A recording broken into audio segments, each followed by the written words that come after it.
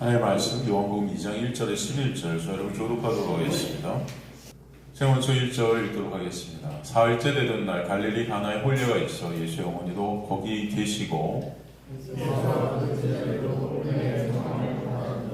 포도주가 떨어진지라 예수의 어머니가 예수에게 이르되 저들에게 포도주가 없다 하니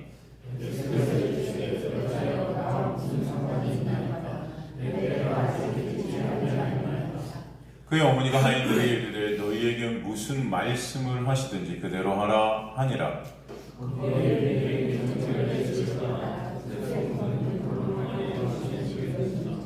예수께서 그들에게 이르시되 항아리에 물을 채우라 하신즉 아귀까지 채우니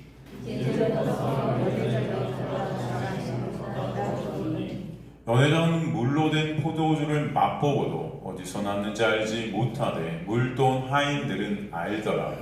연회장이 신랑을 불러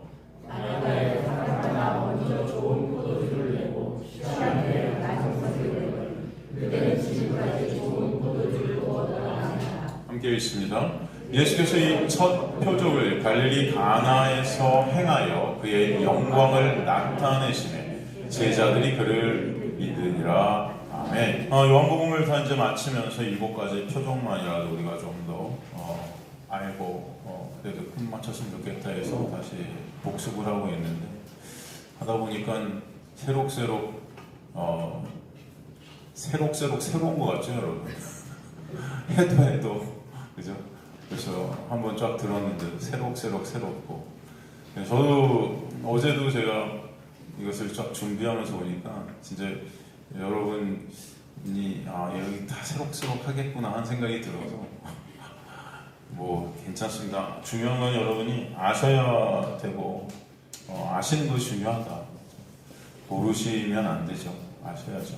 하나님의 말씀이고 하나님의 말씀이 다 예수 그리스도신데 예수 그리스도의 말씀을 통해 우리가 보고 알게 되는 게 얼마나 감사한 겁니다. 뭐 우리가 이것을 오늘 또 하고 내일 또 하고 이게 중요한 게 아니고 하나라도 여러분들이 더 아는 것이 중요하다.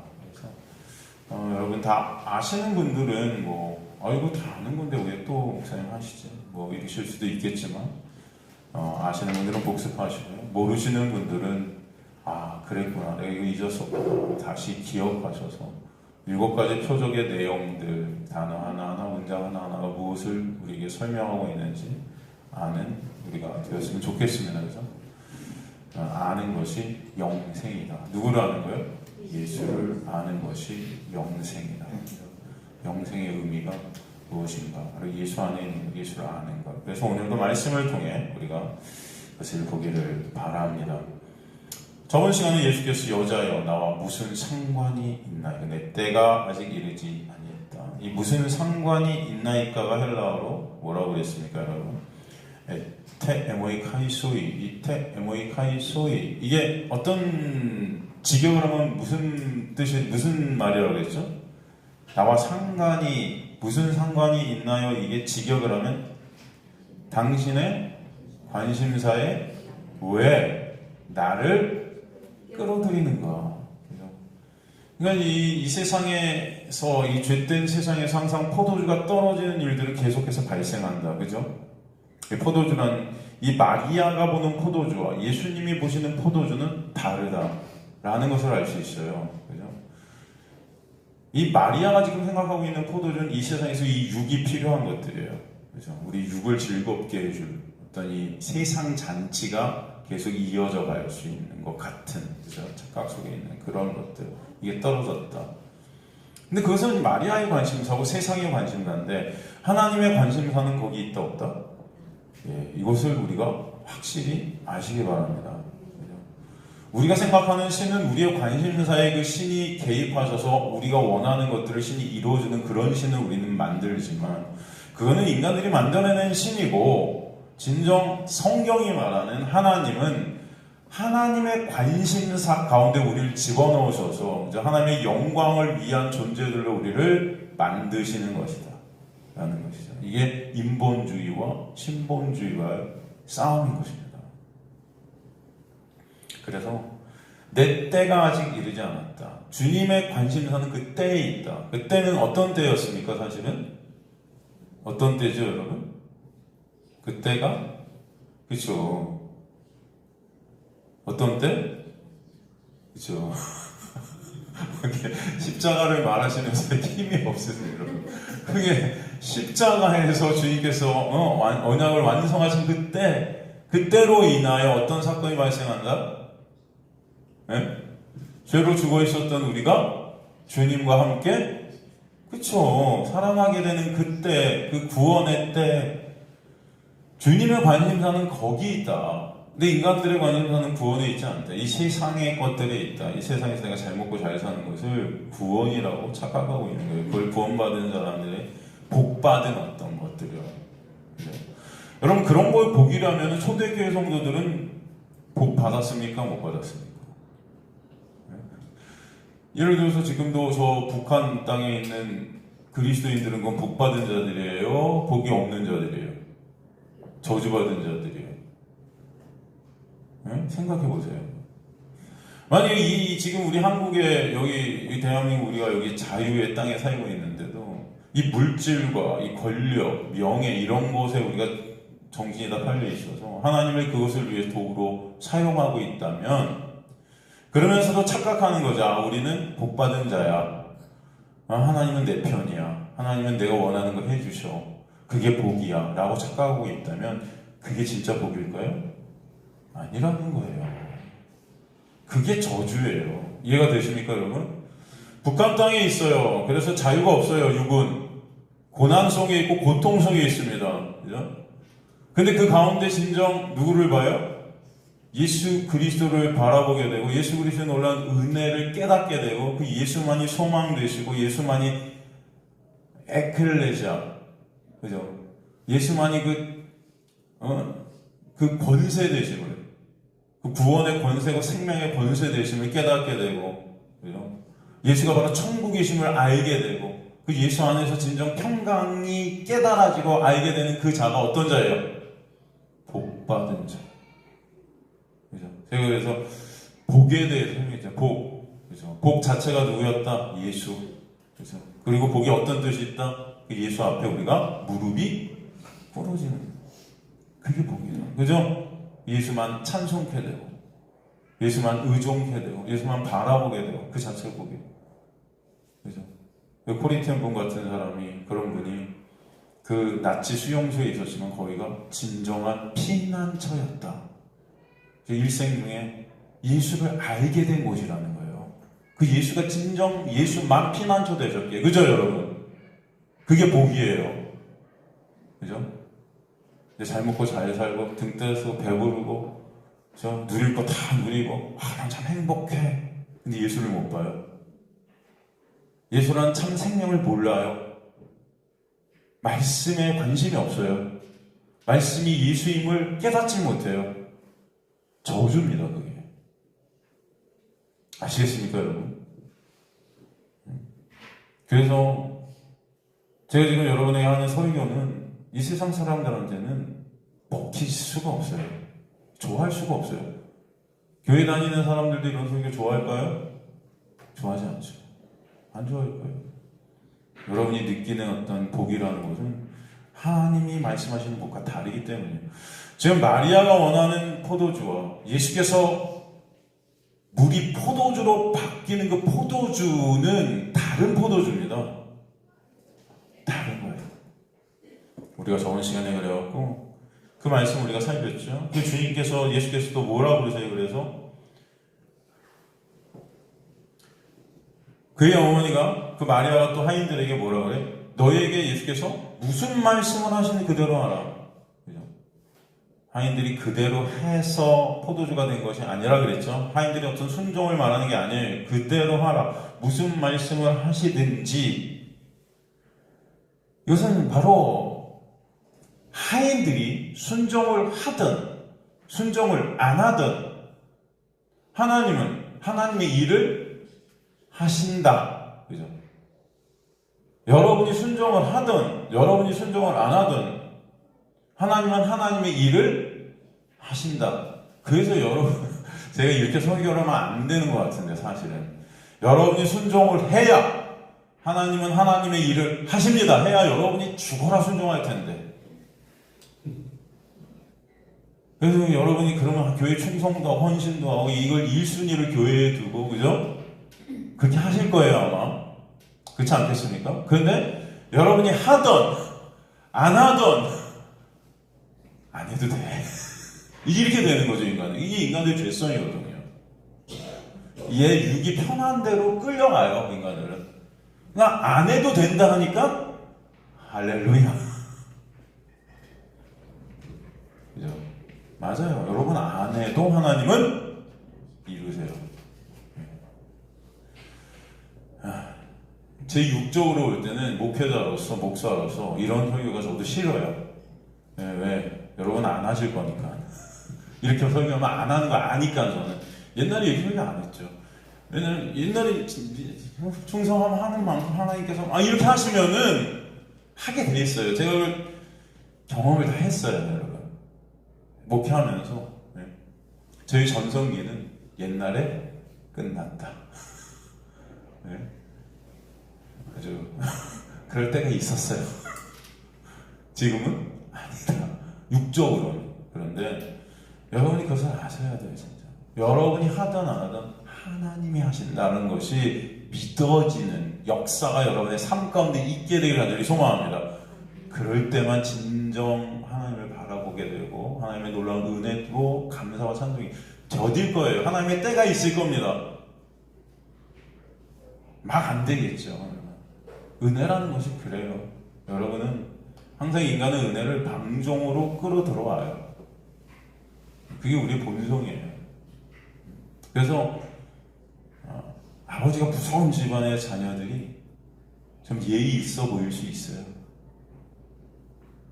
그리고 어머니가 착하고 아버지가 무섭고 하면 어머니는 무시당하죠. 그런 집안들 가만히 보면 어머니한테 함부로 하고 막. 근데 나중에 돌아보면 그 어머니의 사랑이 더 기억이 나는 거죠. 무서워서 그 앞에서 쩔쩔매는 거와 진짜 은혜가 감사해서 하는 거는 시간이 걸려요. 다르죠? 여러분. 저는 여러분이 진정 말씀을 통해 예수 그리스도의 은혜가 깨달아지는 간절히 소망합니다. 하나님이 하시는 거죠. 분명히 하나님은 하나님 일을 하세요. 내가 순종을 하든 여러분이 순종을 하든 안 하든 교회를 하나님이 지금까지도 붙드시고 계시고 세우시고 하나님의 자녀들을 주님께서 구원하시고 무슨 말씀을 하지 그대로 하라. 이 하라가 그래서 포예요. 그렇죠? 하나님께서 창조해 가신다. 무슨 말씀을 하시든지 하나님은 그 말씀대로 이루신다. 그죠? 이해가 되십니까? 그것을 갖다 마리아 입을 통해 다시 한번 우리에게 알게 하시는 거예요, 여러분. 그래서 여러분 저번 시간에 살폈지만 그 집사, 그 하인들이 헬라어가 그 하인들의 헬라어가 뭐였습니까, 여러분? 교회 집사라는 뜻이었죠. 여러분 사도행전에 보면 7 집사가 나와요. 7 집사가 여러분 어떤 자들이었습니까? 그저 봉사하고 무슨 뭐 행하고 뭐 이런 어떤 일을 교회 뭐 이렇게 어려운 일들을 도맡아하는 그런 사람들을 집사라고 했나요? 7 집사를 세웠죠. 완전 수치를 써서 7 집사. 근데 그 집사들이 한 일들이 다 뭐였습니까? 여러분 가장 유명한 집사 여러분이 아는 누구죠? 스데반 집사님. 어떤 일 하다가 순교당하죠? 복음 전하다가. 그죠? 또 아는 집사 누구 있어요? 스데반. 또 유명한 집사. 네? 빌립. 뭐 했어요? 뭐 했죠? 빌립이 어디로 가요? 예? 예? 빌립이 어디로 갔습니까, 여러분? 사마리아로 가서 복음을 전해서 거기서 구원의 역사들이 일어나고 다시 그 빌립을 광야로 이끄셔서 거기서 누굴 또 만나요? 에티오피아 내시를 만나서 그 내시가 또 복음을 듣게 되고 예수 그리스도를 만나게 되는 역사. 집사들이 한 일이 뭐냐면 다 뭐 했다? 복음을 전했다. 복음을 아는 자들이었다. 그 오이코노스. 집사라는 것은요, 여러분, 그래서 은혜를 아는 자, 예수를 아는 자, 그들이 복음을 전하는 거예요. 그러니까 여러분들은 복음을 아는 자들이 집사한 거지. 이해가 되시죠, 여러분? 그 놀라운 은혜가 아니면 집사가 되어있어요.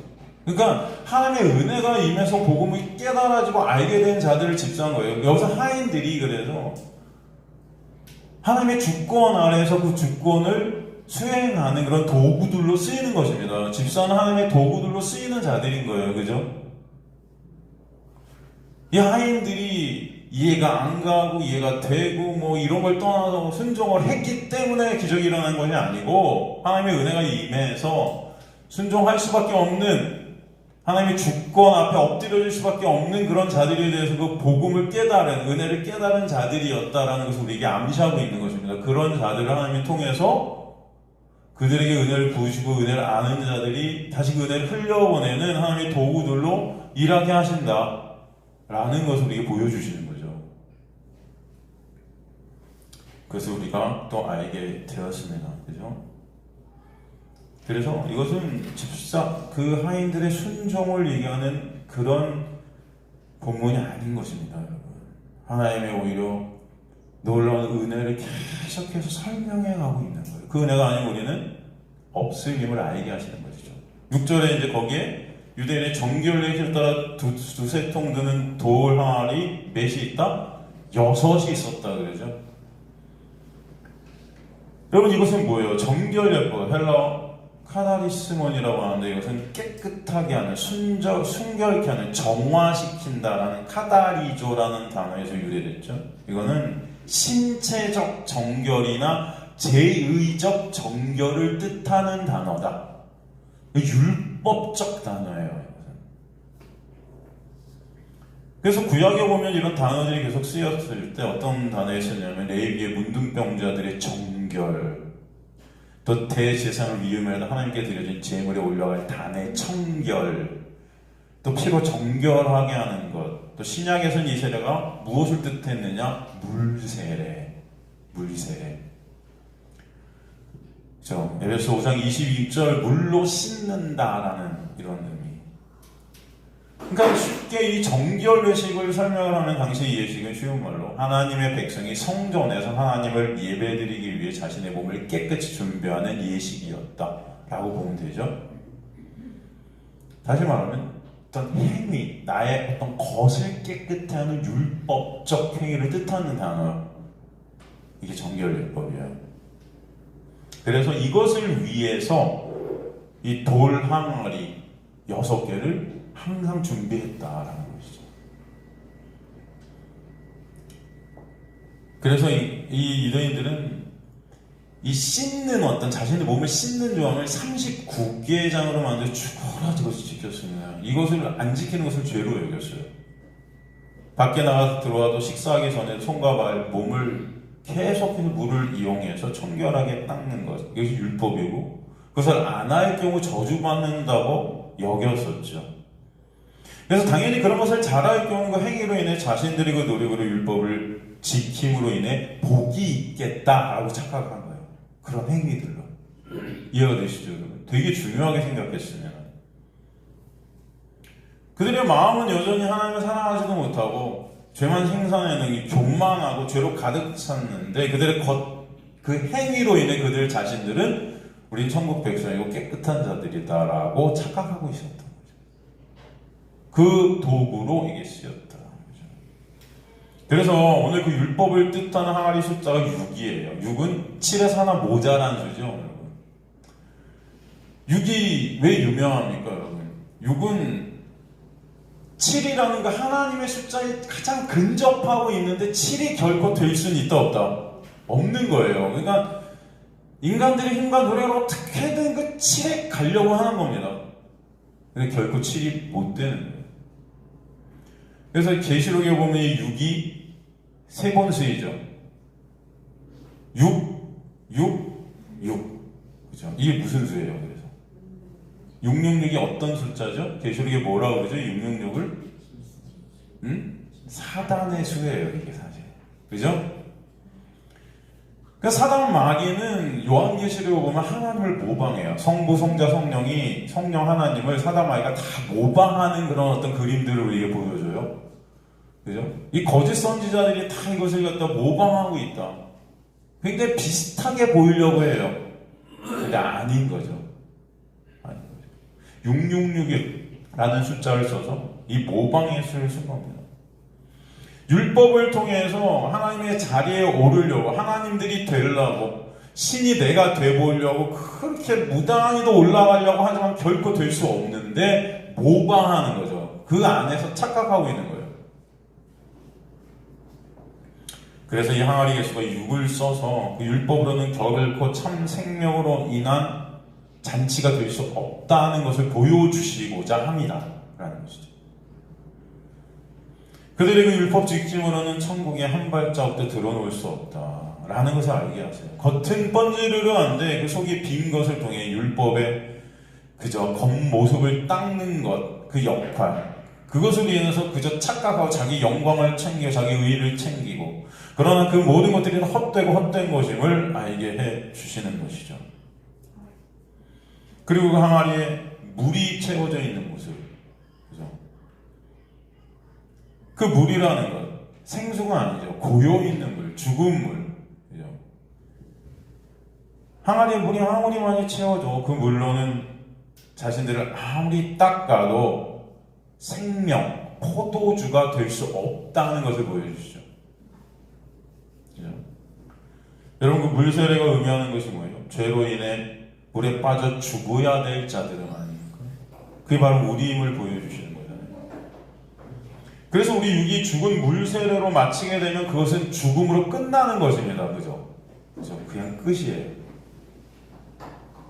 그 물은 그래서 무의며 무생명, 없음을 상징하기도 해요. 없음을 상징합니다. 그죠? 그 물을 아귀까지 채우라 해요. 아귀까지. 아귀까지, 아노, 이것은 뭐냐면은 가장 윗부분, 가장 꼭대기까지 이런 뜻이거든요. 위를 향하여 이런 뜻이에요. 위를 향하여. 인간들이 그 물을 부어서 아귀까지 채우는 이 모습은 사실 구약의 어떤 모습인 줄 아세요? 그 율법의 항아리에 인간들이 물을 가득 채워가고 있어요. 이 아귀까지, 이 하늘을 향해서 하늘 끝까지 이 물을 채우려고 하는 거예요. 이게 구약의 어떤 모습인 줄 아세요? 그죠? 바벨이에요, 바벨. 그러나 그것 자체가 없습니다. 없습니다. 그것을 보여주시는 거예요. 주님께서는 물을 가득 차려 하신 이유는 그러기에 율법으로 하시는 최선의 것, 최고의 것을 인간들이 아무리 쌓아도 예수의 생명이 거기 떨어지지 않으면 그것은 다 끝이다. 오히려 그것들로 예수를 못 본다면 그냥 헛된 거예요. 썩은 물밖에 안 된다는 것을 보여주는 거예요. 썩은 물밖에 안 된다. 그것을 우리에게 오늘 보여주시고 계신 것입니다, 여러분. 인간은 무엇을 해도 없음임을 먼저 알게 하시기 위해서 일단 물을 채우게 하세요. 그래서 하나님께서는 우리에게 말씀을 주신 거예요. 말씀을 인간들이 처음 볼 때는 뭐로 보게 됐어요? 뭐로 볼까요? 율법으로 자동적으로 보게 돼 있어요. 그러니까 여러분들은 이것을 율법으로 자동적으로 보기 때문에 어떻게 돼요? 죽어라, 지켜서 그것으로 천국 간다고 착각할 수 있죠. 그러나 그런 우리가 아무리 율법을 지켜도 이 율법을 지킬 수 없는 자들이 깨달아진 것은 바로 하나님의 은혜가 여러분에게 임해서 있게 되는 역사예요. 그런 가운데 이 율법을 행해서 내가 아무것도 할 수 없는 자구나. 이 율법으로는 죄를 깨닫게 하려고 우리에게 주신 거구나를 깨닫게 하시고 그 율법을 통해 이제 누굴 보게 돼요? 예수를 보게 되는 역사. 이게 바로 하나님의 놀라운 은혜의 역사임을 알게 하세요. 그래서 먼저 물을 채우게 하십니다, 여러분. 하나님의 역사는 여러분 이 땅에 여러분이 태어나서 이 율법, 하나님의 말씀을 율법으로 보고 있을 죽어 지키는 그런 자리에 있게 하실 거예요. 여러분 그런 거 해보셨죠? 그래서 예전에 이 말씀을 하나하나 지켜보고 싶어도, 그죠? 그래야 천국 갈 것 같으니까 했는데 돼요, 안 돼요? 안 되죠. 안 돼요. 이 율법을 통해서 그 안 되는 나를 보게 되는 역사. 그 은혜죠. 그럴 때 우리는 이제 누구를 봐요? 예수를 봐요. 그래서 물을 일단 채우라 하신 거예요. 인간들은 해서 다 바벨탑을 쌓는 자들이 돼요. 여러분들은 바벨탑을 다 쌓고 있습니다, 사실. 그런데 거기서 하나님께서 흩어버리시는 역사가 있어요. 여러분이 그걸 다 무너뜨리는 역사가 있어요. 이게 안 되는구나. 거기서 자기 부인의 자리로 가는 거예요. 이게 안 됨을 알게 돼요. 없음이구나. 내가 아무리 뭘 해도 나는 없음이 될 수밖에 없구나를 깨닫게 하시는 역사, 그죠? 그때 있음은 누구? 오직 예수심을 알게 하신다. 그래서 주님께서는 다 채우라 한 거예요. 아기까지. 한번 뭐 해봐. 되나 안 되나. 여러분 이걸 경험해 봐야 됩니다. 사실 경험해 봐야 돼요. 제가 아무리 여기서 은혜를 설명해요. 이 율법적 경험이 없는 자들은요. 이게 와닿지가 않을 수 있어요. 그래서 하나님은 여러분을 고난 가운데로 밀어 넣으시는 거예요. 진짜 평안, 진짜 감사, 진짜 기쁨이 뭔지를 여러분 알게 하기 위해서 흑암 속에 있게 하시는 겁니다. 세상이 창조될 때도 여러분 혼돈과 흑암과 공허가 있는데 거기 빛이 떨어지는 거예요. 어둠이 뭔지를 알아야 빛이 뭔지를 아는 거예요, 여러분. 율법적 수고, 그 무거운 짐 이런 것들을 여러분이 경험해 봐야 진정 예수 그리스도 안에서 평강이 뭔지 안식이 뭔지를 깨닫는 자가 되는 거예요. 결코 예수 그리스도 안에 있는 자에게는 결코 정죄함이 없다는 게 어떤 의미인지를 여러분 율법적 정죄 속에서 여러분이 그 수고하고 무거운 짐을 지고 한번 엎어져 봐야 이게 진짜 감사가 될 줄로 믿습니다.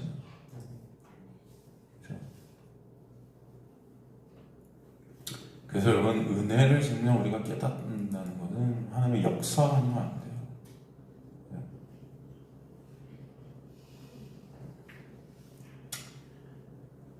그래서 주님께서는 그 물을 끝까지 채우라 하시고 그 채운 물을 포도주로 바꾸시는 놀라운 은혜를 보여주시는 거예요. 그래서 9절에 연회장은 물로 된 포도주를 맛보고 어디서 나는지 알지 못하되 물 떠온 하인들은 알더라 말씀되어 있죠. 연회장은 포도주를 맛보고도 그 포도주가 어디서 나는지 포도주가 있게 된 그 원인 그 은혜를 안다 모른다? 몰라요. 그런데 누가 알아요? 하인은 알아요. 여러분 왜 연회장은 모르고 하인은 알까요? 왜 연회장은 모르고 하인은 아는 걸까요? 지금 연회장과 하인이 상징하고 있는 것이 있죠. 그죠? 좀 아까도 제가 말씀드렸지만 그 하인, 디아코노스라는 것은 하나님의 은혜를 알게 된 자들. 그들은 아는 거예요. 이 물이 포도주로 변하는 것. 오직 예수의 놀라운 생명 가운데 예수의 놀라운 생명이 떨어질 때만 가능함을 아는 거죠. 이 아이들은. 반면에 연회장 아르키트라클리노스라고 하는데 이 아르키트라클리노스는 합성어입니다. 아르케라는 단어 트레이스와 클리노라는 이 세 단어가 합성된 건데 이 아르케는 여러분 어떤 단어냐면 창조란 뜻이잖아요. 창세기가 아르케. 그래서 창조, 아르케라는 단어는 또 어떤 뜻이냐면 통치자라는 뜻이 있어요. 통치자. 그러니까 이 지금 연회장이라는 사람은 통치자의 자리에 앉아있는 자예요. 내가 하나님의 자리에 앉아있어요. 내가 신의 자리에 앉아있어요. 이런 죄인의 모습. 이 자는 하나님의 은혜를 맛은 봐요. 맛은 본다는 것은 하나님의 은혜가 계속 모든 것들 안에 흐르고 있음을, 그죠? 우리는 그 안에 있는 것이니까. 그래서 그 맛은 있지만 그걸 몰라요. 히브리서에도 그런 말씀들이 계속 등장하죠. 히브리서. 그 생명의 빛은 맛보고도 그걸 먹지를 못해요. 양식으로. 맛만 봐요. 맛만 보고 생기진 못해요. 하나님의 은혜를 맛은 보면서 그 은혜를 모르는 거예요. 말씀을 통해 예수를 곁에 선포를 해도 이 말씀으로 예수를 이해를 못해요. 말씀을 보면서도 말씀이라는 이 자체가 은혜죠. 율법도 은혜고 모든 게 은혜예요. 그죠? 그런데 여기서 예수라는 양식으로 못 먹어요. 이걸. 이해가 되십니까? 그러니까 은혜를 모를 때 여러분 뭐가 모르게 돼요? 은혜를 모른다는 것은 곧 그 안에 어떤 의미가 들어있어요? 나의 실존을 모른다는 거예요. 하나님의 은혜를 아는 자들은 반드시 그 은혜 안에서 내 실존이 깨달아지는 역사가 있게 하십니다. 그럴 때 은혜만 은혜 돼요. 이 세상 죄인들의 모습이죠. 이 연회장과 하인을 고린도전서에서 잘 펴서 고린도서 1장 26절 29절 보면 형제들 너희의 부르심을 보라. 육체를 따라 지혜로운 자가 많지 않냐, 능한 자가 많지 않냐, 문별리운 자가 많지 않다. 많지 않다는 것은 사실 여기서 많지 않다에서 조금은 있다 뭐 이런 게 없는 거예요. 이런 게 없는 거예요. 그러나 하나님께서 세상에 미련한 것들을 택하사 지혜 있는 자들을 부끄럽게 하려 하려고 세상에 약한 것들을 택하다 강한 것들을 부끄럽게 하려 하시며 당시에 여러분 미련한 자들이 어떤 자들이에요? 당시 예수님 근처에 있었던 자들 중에 미련하고 약하고 문둥병자들, 안 못 보는 자들, 창녀, 가늠한 여인, 세리 이 시대의 대표적 죄인들의 모습 그죠? 누가 봐도 자랑과 칭찬이라는 건 하나도 없어요. 여러분들은 아마 그런 사람들 보면 욕만 하실 거예요. 저런 자들이 왜 교회에 있지? 만약 우리 교회에 그런 분들이 있다면 여러분 아마 계속 욕할 거예요, 속으로. 나는 그러면서 비교하겠죠. 난 쟤들보다 나아. 그죠? 예수님 당시에 지혜로운 자들이 누구예요? 예수님 당시에 빛이라고 여겼던 자들이 누굽니까? 바리새인들, 서기관들, 대제사장들, 율법학자들, 종교 지도자들. 근데 하나님의 구원은 그런 자들을 부르시는 것이 아니다. 하나님의 구원은 그죠? 그런 것이 아니다. 세상에 천한 것들, 멸시받는 것들, 없는 것들을 택하시는 그 은혜만으로 하나님 구원하신다. 있는 것들을 패하게 하신다. 내가 있음이라고 착각하는 자들을 없음임을 드러내시는 거예요, 그들이. 그리고 나는 없음이네요 하는 그런 연약하고, 그죠? 이 세상에 가장 구원이라는 것이 있을 수 없을 것 같은 그들에게 있음 되게 하시는 역사, 그것이 바로 하나님의 구원의 은혜의 역사다라는 것을 알게 하시는 거예요. 바로 오늘 본문의 하인과 연회장은 그걸 갖다 우리에게 상징적으로 보여주고 있는 것입니다. 그래서 그 연회장, 가장 높은 위치에 있지만, 통치자의 위치에 있지만, 모르는 거예요, 은혜를. 하지만 가장 낮은 것, 하나님의 도구로 쓰이고 있는 하인들이 은혜를 아는 것입니다. 이는 아무 육체도 하나님 앞에서 자랑하지 못하게 하려니와. 내가 이렇게 했더니 하나님이 구원해 주신 것 같아. 내가 열심히 기도했고, 내가 열심히 예배 드렸더니, 내가 열심히 뭘 했더니, 기도도 들어주시고 구원도 해주셨어. 그런 구원은 아무 육체도 자랑치 못하게 하는 구원을 있게 하시는 거예요, 여러분. 구원이라는 것이. 이해가 되십니까? 그렇다면 여러분이 구원받은 자들이 하나님 앞에 내세울 곳이 있다, 없다? 없어야 맞지요. 빈손 들고 나와 십자가만을 붙드는 자들이 되게 하시는 게 하나님의 구원의 역사. 이해가 되십니까? 근데 이게 여러분 마음대로 될까요? 그래서 오늘도 여러분을 말씀의 자리로 부르셔서 여러분의 육을 삭제시켜 가시는 역사가 말씀을 통해 이렇게 하시는 거예요. 여러분 인생을 통해 또 책임있게 하시는 거예요.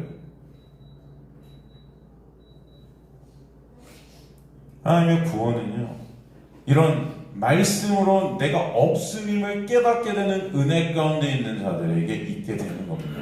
결국 하나님의 구원은요, 하나님께서 시작하시고 하나님께서 이루신다. 하나님의 은혜를 부으신 자들이 내가 가늠한 여인이고, 내가 창녀고, 내가 세일이고, 내가 문둥병자고, 내가 38년 된 아무것도 할 수 없는 병자임이 깨달아지는 거예요. 내가 중풍병자고, 내가 안 못 보는 자고, 내가 기머거리고 12년 동안 하혈하고 있는 자고, 생명이 빠져나가고 있는, 매 순간 예수가 아니면 나는 죽음임을, 매 순간 예수가 아니면 나는 없음임을 매 순간 체육해 되는 자, 하나님의 놀라운 은혜가 임한 자예요. 그 자아가 바로 하나님의 구원 안에 있다 라는 것을 보여줘요. 난 오늘도 이거 했으니까, 난 오늘 예배 드렸으니까, 기도했으니까, 난 오늘도 열심히 살았으니까, 난 뭔가 착한 일, 선한 일 했으니까 난 이것으로 천국 갈 수 있을 것 같아. 내가 지혜롭게 생각되어지고 내가 기특해 보이고 그런 착각 속에 있는 자들이 예수를 바라볼까요? 바라보지 못한다. 오직 예수만을 의존케 되는 자는 내가 없음임이 깨달아지는 자.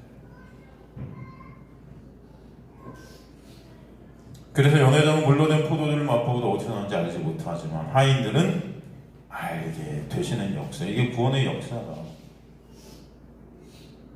라는 것을 우리에게 보여주시는 거예요. 여기서 포도주가 상징하는 것이 무엇이겠습니까? 그런 거예요. 포도주가 상징하는 거예요.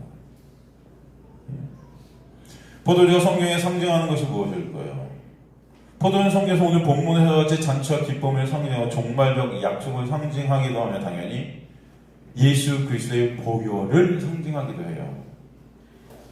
우리가 성찬식을 보면 예수께서 뭐라고 그러세요, 여러분? 마태복음 26장 26절 28절 보면은 이 포도주 너희가 이 잔을 다 마시라. 이것은 죄사함을 얻게 하러 많은 사람이 흘리는 바 나의 피 곧 뭐라고 그러죠? 언약의 피다. 언약의 피다.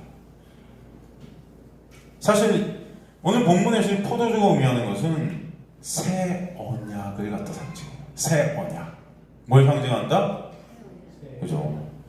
이것은 성도가 직접 율법을 지켜야 하는 것이 아닌 성도가 지킬 수 없는 그 율법을 주님께서 십자가에서 다 이루셔서 우리가 그 안에서 거저 은혜로 지킨 자가 되게 해주시는 것, 이 은혜, 이게 새 언약입니다.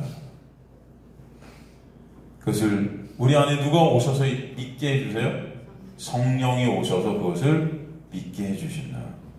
그것이 바로 주님의 때인 것입니다. 구원의 때. 그래서 포도주는 주님께서 언약을 이루시게 흘리시는 그 보혈을 의미하기도 하지만 그 놀라운 구원의 성취를 믿어지게 하는 성령을 통해 누리게 될 그 은혜를 말씀하는 그 성령 자체이기도 하다. 종합하면 포도주는 십자가의 역사와 성령의 역사죠. 사도행전에 보면 성령이 제자들에게 임하자 그들이 새 술에 취한 자들이다. 그런 표현을 써요. 이거 되십니까? 성령 안에서 예수의 놀라운 은혜를 누리는 자들이 된 진정 기쁘고 즐거운 술에 취한 자들의 모습, 그들의 모습, 이 새 언약 안에 있게 된 자들, 예수 안에 있는 자는 결코 정죄함이 없음이 깨달아진 그 기쁨과 감사가 넘치는 자들. 이건 세상이 알 수 없는 거죠, 사실은. 세상이 알 수 없는 은혜입니다. 그래서 예수께서 오늘 본문으로 구원의 완성으로 되어지는 참 천국의 잔치가 무엇인지를 보여주신다라는 것입니다. 그 천국 잔치는 오직 예수 그리스도의 십자가의 놀라운 은혜의 완성으로만 있게 하신다라는 것을 우리에게 보게 하죠. 지금 본문에 기쁨이 상실된 거짓 잔치집을 예수 그리스도의 십자가의 보혈의 놀라운 은혜로 말미암아 참 기쁨의 회복이 있게 되는 진정한 천국 잔치집으로 만드시는 물이 포도주로 변하게 하는 사건을 통해 알게 하시는 것입니다. 쉬운 말로 예수의 피가 뿌려져야 진정한 기쁨의 잔치집으로 변화된다라는 것을 보여주세요. 그것을 알게 하시기 위해서 이 표적으로 역사하신 겁니다. 10절에 말하되 사람마다 먼저 좋은 포도주를 내고 취한 후에 낮은 것을 내거늘 그들은 지금까지 좋은 포도주를 두었도다. 율법 아래 있는 이 세상은 사람들의 노력과 공으로 처음엔 스스로들이 무엇인가를 이루고 가치를 쌓고 의를 쌓는 것으로 하늘에까지 닿을 수 있다고 착각하며 으쌰으쌰 열심을 다해서 마치 뭔가 좋은 것이 나오는 것 같이 착각해요. 그래서 처음 우리의 모습은 좋은 포도주를 내고 그것으로 기뻐하는 모습일 수 있지만 그 기쁨은 잠시 잠깐 다 사그러지는 것들이 되는 것입니다. 고갈되어지죠. 절망 가운데, 상실 가운데, 두려움 가운데 죽음의 두려움이 계속해서 저와 여러분을 찌르고 엄습하게 되는 거예요, 여러분. 매년 해가 지날수록 사람들은 해피 뉴이어 하면서 폭죽을 터뜨리고 난리들을 치지만 사실은 죽음이 여러분을 더 가까이 엄습하고 있다는 것을 보여준다. 그것을 보셔야 돼요. 기쁜 게 아니에요, 여러분. 세상 사람들은 죽어가고 있습니다. 그죠? 해가 지날수록. 뭐가 해피입니까? 여러분, 늙어가고 있고 죽어가고 있는데 뭐가 해피해요? 하나도 해피할 게 없어요. 그죠? 점점 고갈되는 거죠. 그러나 진정 주님께서 이루시는 보혈의 그 포도주의 부으심의 은혜 위에 은혜로 그것은 점점 그 은혜 안에서 깨닫는 자, 진정 생명이 무엇인지를 아는 자가 될 때 그 생명으로 인한 평강과 안식이 반드시 있게끔 역사해 가시는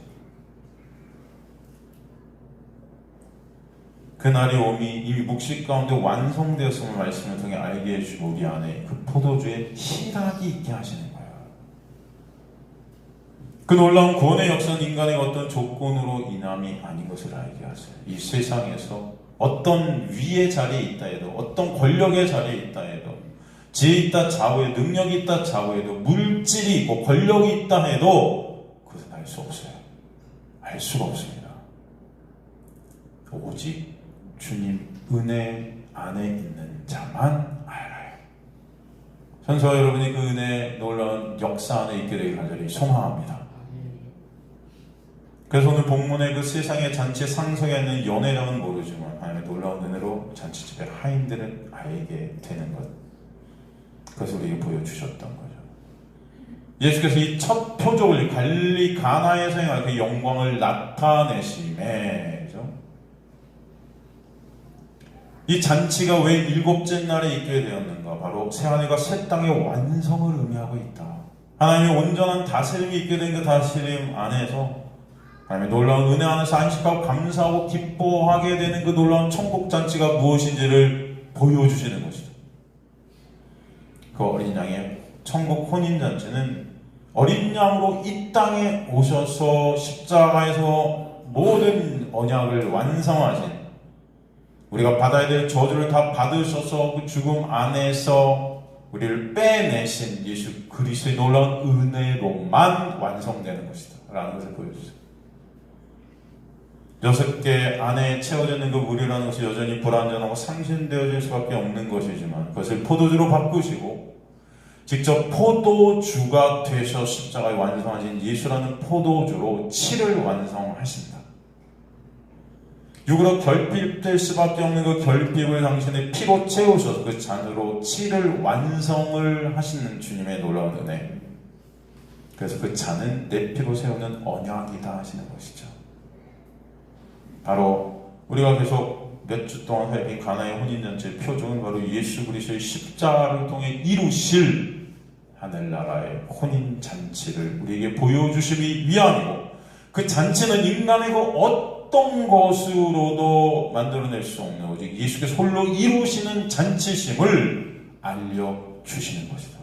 그래서 예수만 결국 찬송 받으시도록 역사해 가신다 라는 그 말씀을 통해 보여주세요. 그러기에 11절에 뭐라고 그래요? 영광이 거기서 보여진다 그러죠. 영광. 하나님의 영광, 독사라는 것은 하나님의 속성, 하나님의 하나님 되심이 우리에게 보여지는 거예요. 하나님의 그 사랑과 은혜, 그 거룩이 우리에게 보여지는 그 영광이 가장 잘 드러난 곳이 어디예요? 십자가죠. 그래서 오늘 본문의 이야기는 바로 그 십자가의 보혈로 말미암는 놀라운 은혜를 설명해 주시는 표적임을 알게 하시는 거예요. 그 세원에게 본체가 바로 예수 그리스도시고 새 창조를 여시는 분이 바로 예수 그리스도이심을 알게 하십니다. 하나님의 그 영광, 그 은혜를 우리에게 알게 하셔서 그 하나님의 은혜, 즉 하나님의 믿음으로 우리가 가질 수 없는 믿음이라는 것을 보이게 하십니다.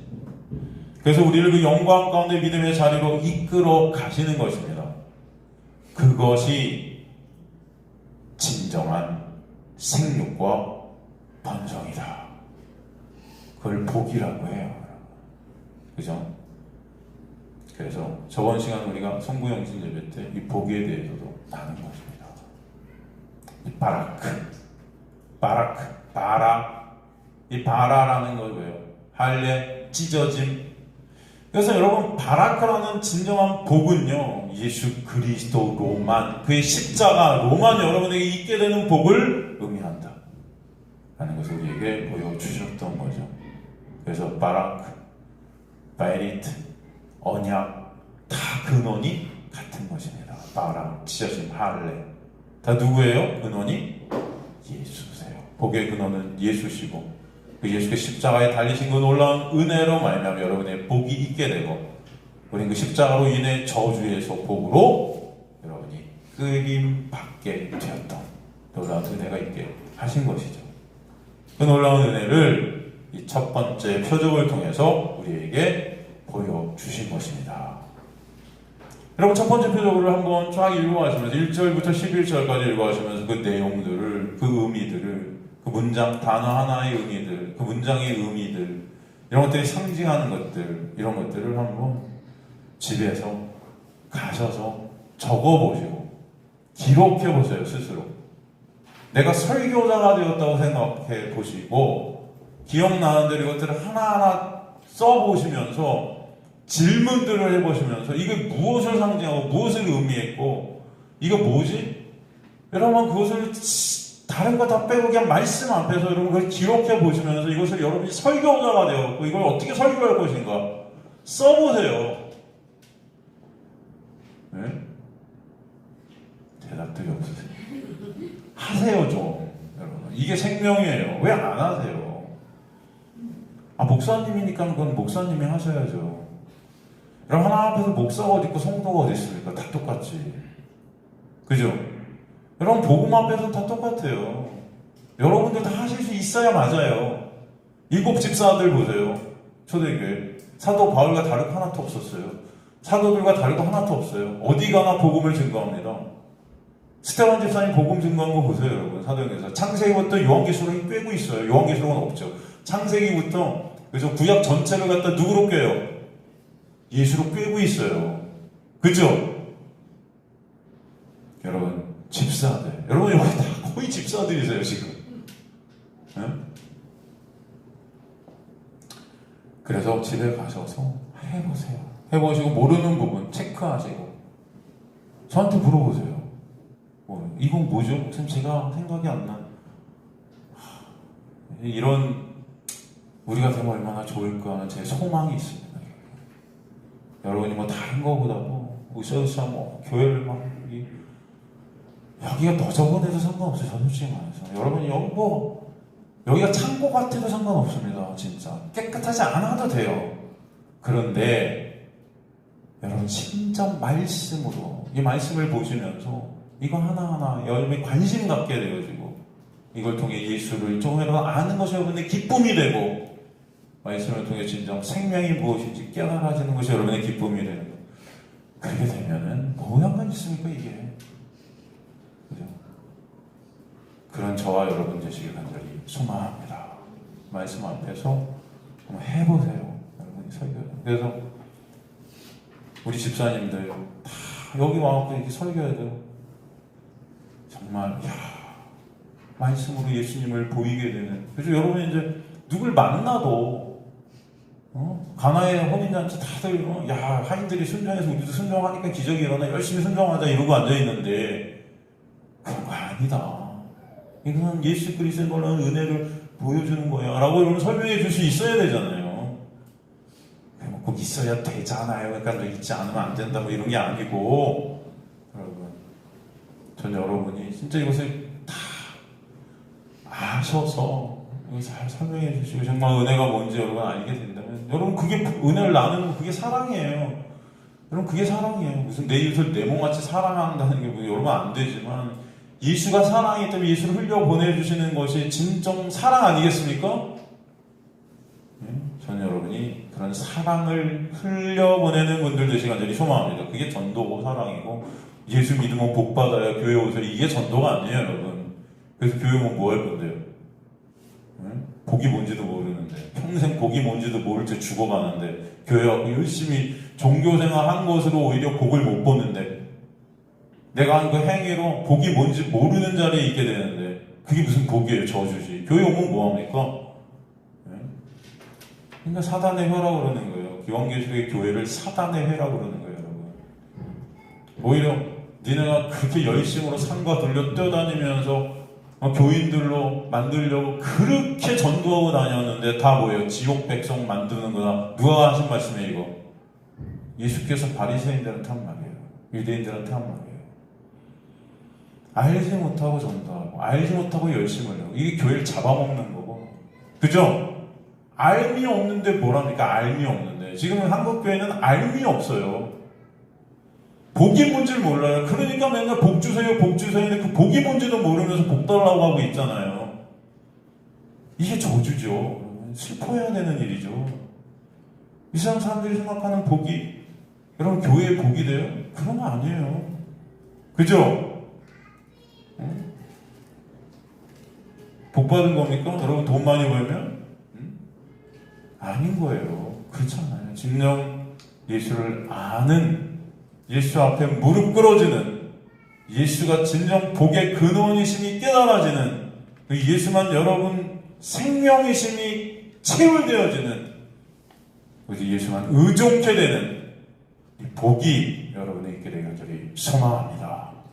이게 진짜 복이에요. 언젠가 여러분 깨달으실 시간들이 있으실 거예요. 지금 깨달으시는 분들도 있으시기를 간절히 소망합니다.